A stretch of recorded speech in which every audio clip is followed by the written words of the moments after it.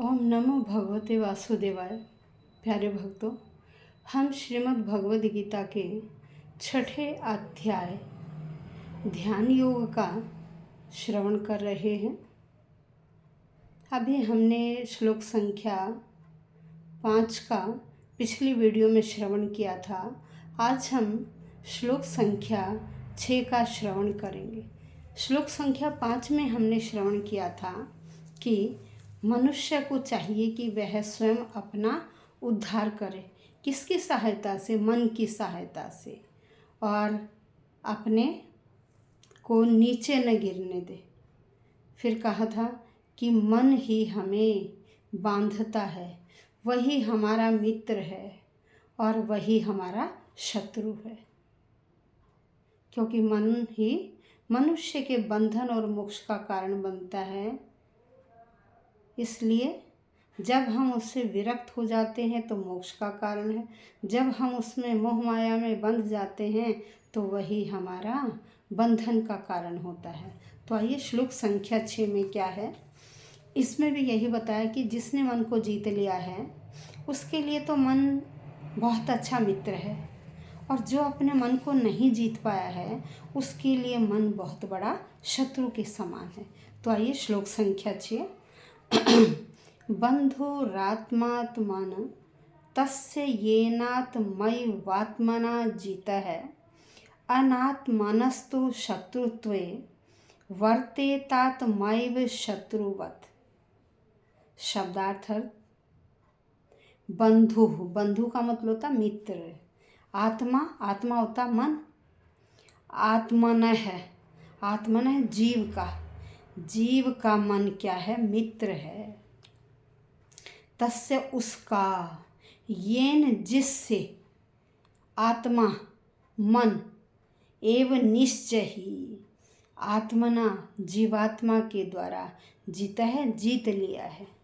जिस जीवात्मा के द्वारा मन को जीत लिया गया है तो वहाँ क्या है? मन आपका मित्र के समान है। फिर अनात्मन है, तो फिर जहाँ मन को वश में नहीं किया गया है तो लेकिन शत्रुत्व, शत्रुता के कारण वर्तित बना रहता। जहाँ वश में नहीं किया गया मन को, वहाँ शत्रु के समान वह बना रहता है।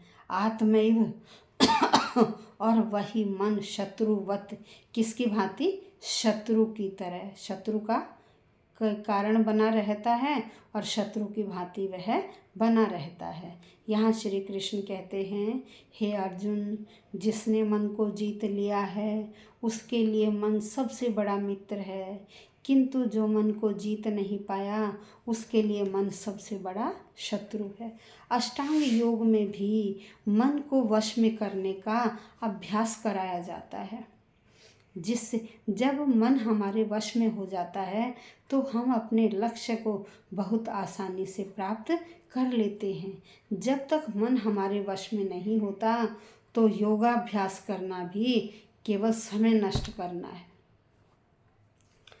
तो सबसे पहले अपने अपने मन को वश में जो नहीं कर सकता उसके लिए वह मन शत्रु के समान, और शत्रु के साथ वह निवास करता है व्यक्ति।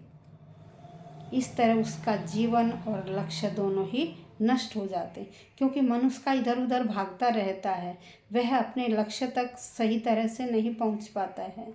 जीव की स्वाभाविक स्थिति यह है कि वह अपने स्वामी की आज्ञा का पालन करे।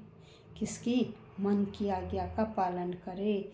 और जब तक मन अविजित शत्रु बना रहता है तब तक व्यक्ति में काम, क्रोध, लोभ, मोह आदि का बोलबाला रहता है, वह उन्हीं की आज्ञा का पालन करता है। लेकिन जब मन पर विजय प्राप्त हो जाती है तो वह मनुष्य इच्छा अनुसार उस भगवान की आज्ञा का पालन करता है, जो भगवान हम सबके हृदय में स्थित है। और योगाभ्यास, जो वास्तव में योगाभ्यास है ना, योग का अभ्यास, वो हृदय के भीतर परमात्मा से हमारी भेंट कराता है।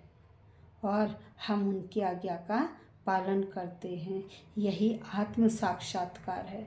जब हमें आत्म साक्षात्कार हो जाता है तो हम सब कुछ उस ईश्वर के प्रति अर्पित कर देते हैं और उस समय हमें परम शांति का अनुभव होता है।